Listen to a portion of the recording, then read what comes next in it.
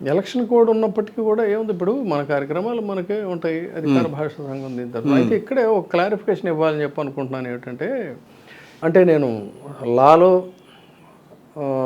ఎల్ఎల్బిఏ కాదు, ఎల్ఎల్ఎం చేశాను. ఎల్ఎల్ఎంలో కూడా నా స్పెషలైజేషను కాన్స్టిట్యూషనల్ లా, తెలుసు కదా మీకు, కాన్స్టిట్యూషనల్ లా. కాబట్టి చట్టం నాకు తెలుసు, చట్టాన్ని అతిక్రమించి నేను చేయను. కాకపోతే వీళ్ళు కొంతమందికి ఇప్పుడు మాట్లాడుతున్నారు కదా, అదే అదేదో మనం రాజ్యాంగాన్ని ఉల్లంఘిస్తున్నాం. అది ఫస్ట్ అండ్ ఫార్మోస్ట్ ఏంటంటే, భారత రాజ్యాంగం ఎవరికైనా కూడా ఆర్టికల్ 19 ప్రకారంగా ఫ్రీడమ్ ఆఫ్ ఎక్స్ప్రెషన్ అనేటువంటిది ప్రసాదించింది.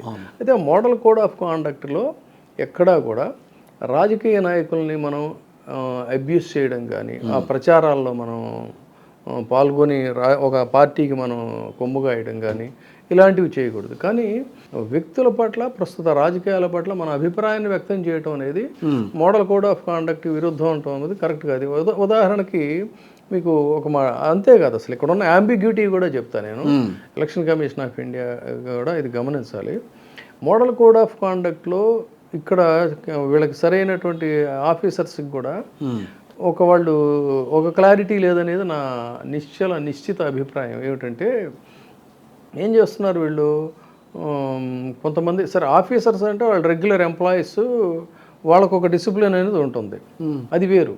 బట్ వేరే ఇక్కడికి వచ్చేసరికి ముఖ్యమంత్రి గారికి ఎన్నికలు అయ్యేంత వరకు ఆయన ఆపద్ధర్మ ముఖ్యమంత్రి అయినా కూడా ఆయనకి కానీ, ప్రతిపక్ష నాయకుడికి కానీ, మంత్రులకు కానీ వాళ్ళందరూ కూడా శాలరీస్ డ్రా చేస్తున్నారుగా. ఎన్నికల్లో పోటీ చేస్తున్నారు కదా, ఎన్నికల్లో ప్రచారం చేస్తున్నారు కదా, ఎన్నికల్లో ప్రచారం చేస్తూ పరస్పరం విమర్శలు జరుగుతున్నాయి కదా.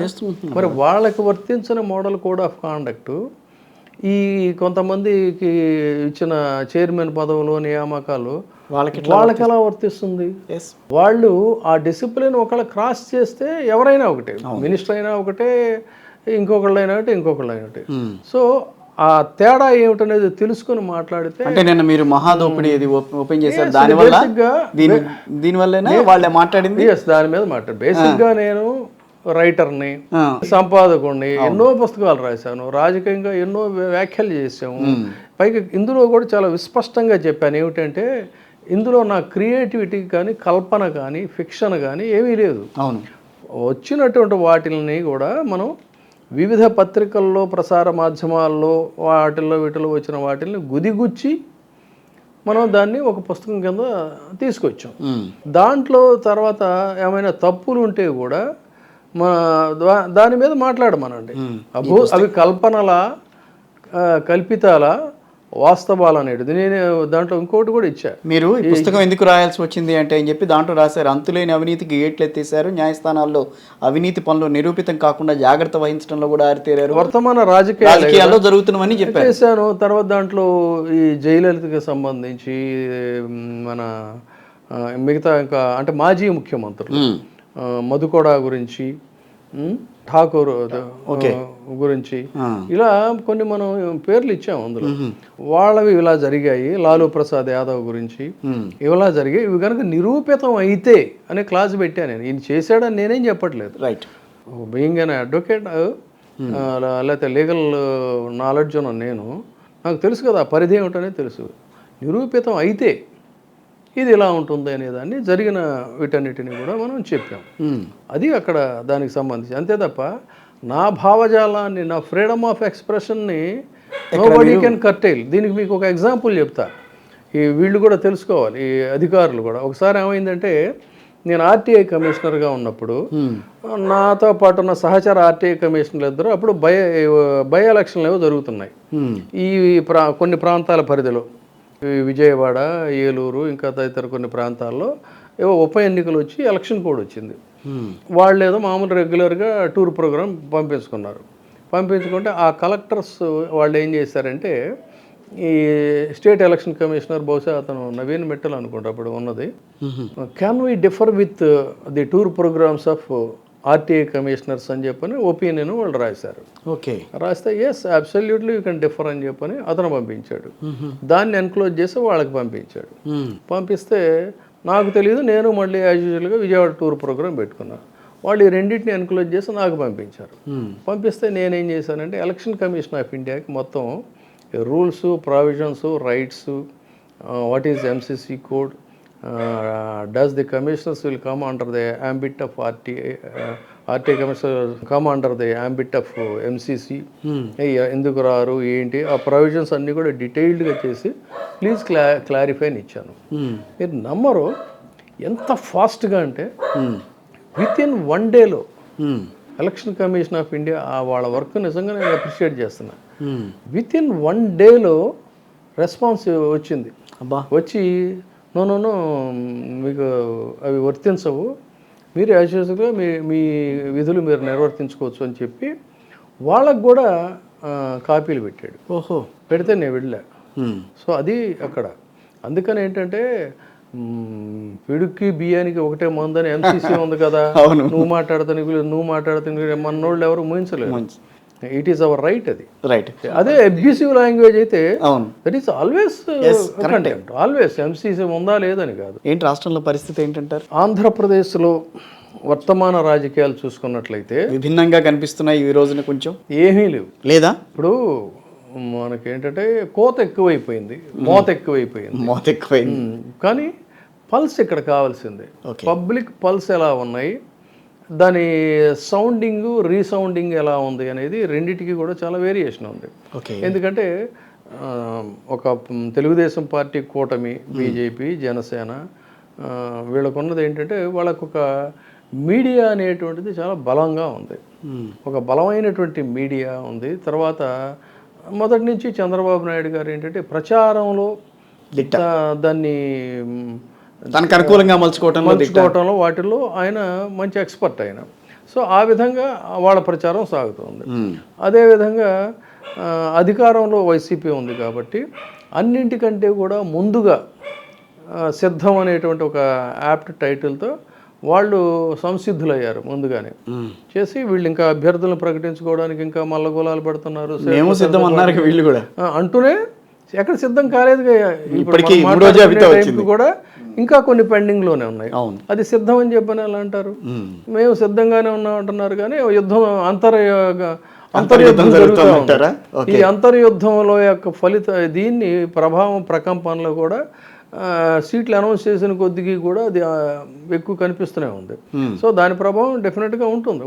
బీజేపీ కలిస్తే వైఎస్ జగన్మోహన్ రెడ్డి ప్రభుత్వానికి ఇబ్బంది అని చెప్పి మా పేపర్లో రాస్తున్నారు, టీవీల్లో వాళ్ళు మాట్లాడుతున్నారు, ప్రజల్లో కూడా ఒక రకమైన అభిప్రాయం కనిపిస్తోంది.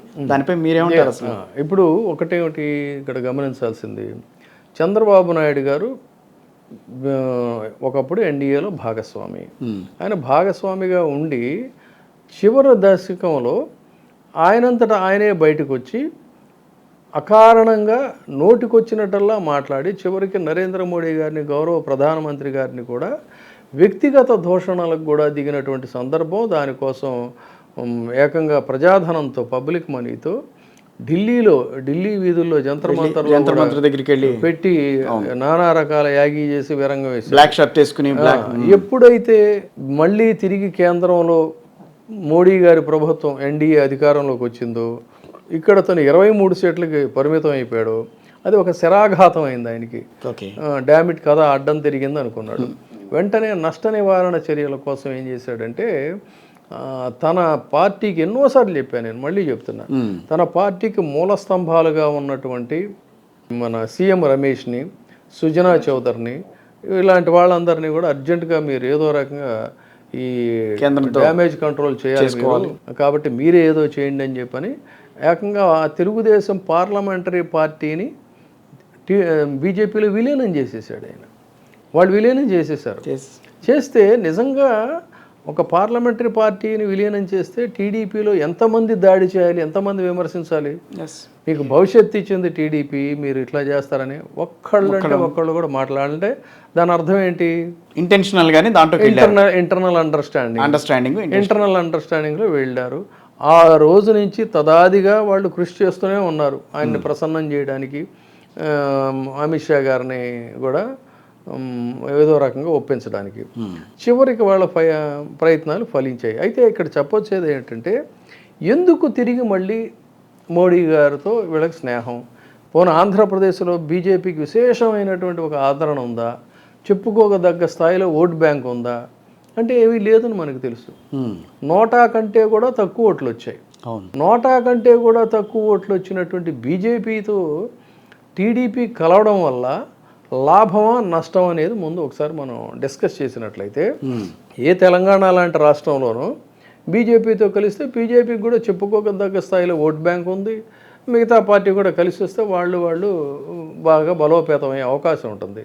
మరి అలాంటి పరిస్థితులు ఇక్కడ లేకపోయినా కూడా ఎందుకు ఈయన దానికోసం ఇదవుతున్నాడు అన్నప్పుడు, మళ్ళీ తిరిగి నా పుస్తకం ఒకసారి కనుక ఇది చదివినట్లయితే, ఇప్పుడు ఆయన ఈ స్కిల్ స్కామ్లో వాటిల్లో వీటన్నిటిలో కూడా ఆయన బెయిల్ మీద ఉన్నాడు. ఆయన ఇక్కడ గమనించాల్సింది ఏంటంటే, నిరాధార ఆరోపణలు అనేటువంటి వాళ్ళు గమనించాల్సింది ఏంటంటే, నేను అక్కడ రాసింది ఏంటి, జరిగిన విషయాన్ని నేను రాశా ఒక రచయితగా, ఒక జర్నలిస్ట్గా. స్కిల్ స్కామ్లో ఏం జరిగింది, ఎలా జరిగింది, ఆయన ఎన్ని రోజులు జైల్లో ఉన్నారు, ఎక్కడికి వెళ్ళారు, ఎవరిని పెట్టుకున్నారు, బెయిల్ ఎలా వచ్చింది అనేది రాశాం. ఇది నిరాధారం ఎలా అవుతుంది? ఆధారాలను బట్టే కదా రాశా నేను. ఆయన బెయిల్ మీద బయటకు వచ్చాడు. అది ఇక్కడ గమనించాలి. బెయిల్ మీద బయటకు వచ్చిన ఆయన రేపొద్దున ఇంకా కొన్ని కేసులు కూడా ఉన్నాయి. సో ఇవన్నీ కాపాడుకోవాలంటే కేంద్రంతో సఖ్యతగా ఉండాలి అనేది ఇవాళ మనం ఢిల్లీ రాజకీయాలను పరిశీలించినా, తెలంగాణ రాజకీయాలను పరిశీలించినా, ఇతరత్ర ఈ తరహా రాజకీయాలను పరిశీలించినప్పుడు కనీస రాజకీయ పరిజ్ఞానం ఉన్న ఎవరికైనా అర్థమవుతుంది. చంద్రబాబు నాయుడు గారికి ఆ విషయం బాగా తెలుసు. కాబట్టి ఏదో రకంగా మళ్ళీ వాళ్ళతో స్నేహంగా ఉండాలి. ఇది ఆయన ఆలోచన.